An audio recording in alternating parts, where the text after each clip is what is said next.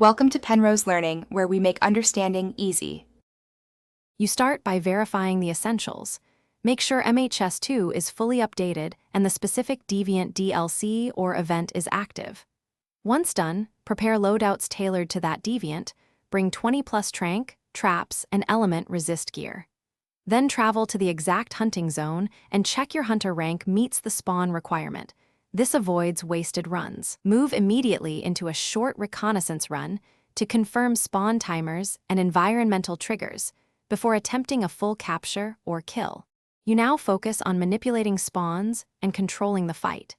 Use time of day and event triggers. Lure the deviant into areas with favorable terrain, then engage only when you're positioned to kite effectively. Once combat starts, break targeted parts to reduce abilities and apply status effects like sleep or paralysis to open safe capture windows.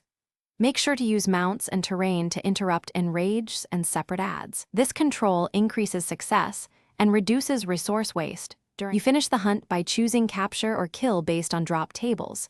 Use the correct trap and status window for captures, or focus on maxing part breaks for best materials. Once complete, return to camp to restock and tweak loadouts before the next run. If the deviant won't spawn, reset the session and confirm event flags are active. Change time of day or switch quests to force a respawn. Troubleshoot by checking equipment resistances and replacing broken items between attempts. Thanks for watching. If this was helpful, leave a like and consider subscribing. See you next time.